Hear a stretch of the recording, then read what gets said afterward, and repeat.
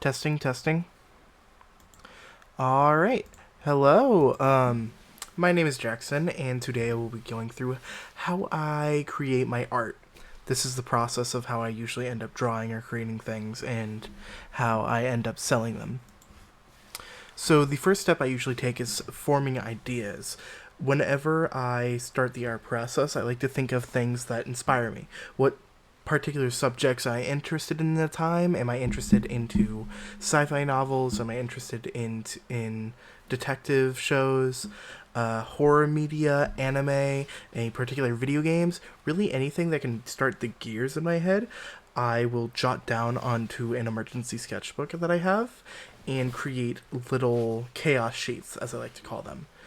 These chaos sheets are just random sketches and doodles that I have, and if I find anything that I particularly enjoy, I will keep that as a mental note and possibly turn it into an art piece. Then comes the sketching phase. Once I've seen one of the doodles from the chaos page, and I've decided that I want to draw it or turn it into a finished art piece, I get a larger sheet of paper and I begin sketching. Whenever I begin sketching, I'm mainly focusing on the composition of the piece and seeing how that'll fit onto the paper. My sketches normally are very loose in structure, but the longer I work on them, I might start to add detail, like planning on line weight or shading. And this is particularly the phase where I'm getting more experimental with what I want to do with the art piece.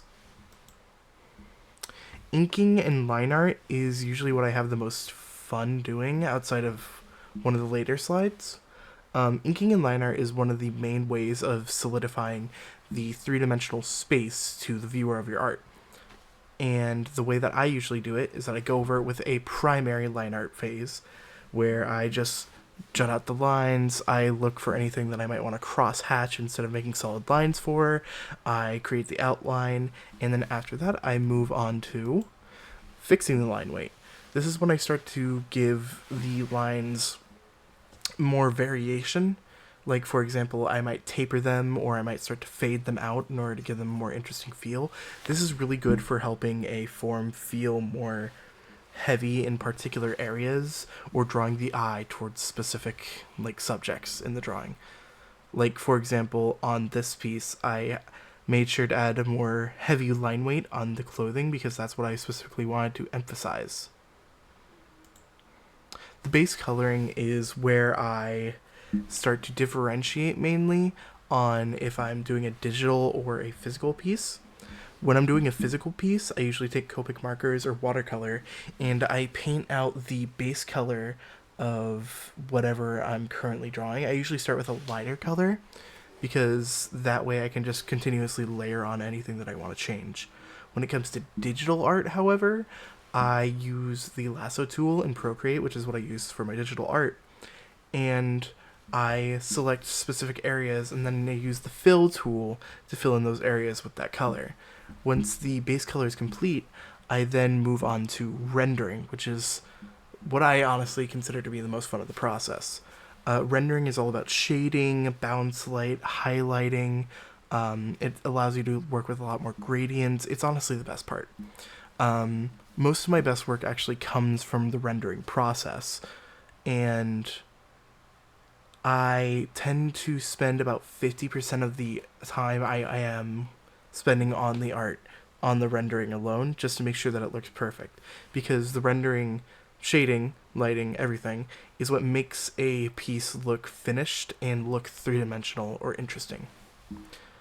Now, some of the final tweaks I work on are stuff just like highlights, effects. If it's a digital piece, I might tilt the canvas a little bit to give a more interesting angle. That's really it. And the main differences between physical and digital media with what I work with is that with digital media, it's a lot more forgiving. When you're working with digital, it's so much easier to undo something, a mistake that you made with line art, coloring, anything. But with physical, you pretty much don't have a choice of anything other than white out.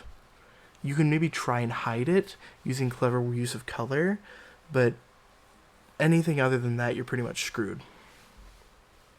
And that's all. That's pretty much how I go through my process. Most of what I plan for work is based solely on whoever is commissioning me at the time, and my prices vary depending on if they are asking for simply a sketch for something or a fully rendered art piece. Thank you.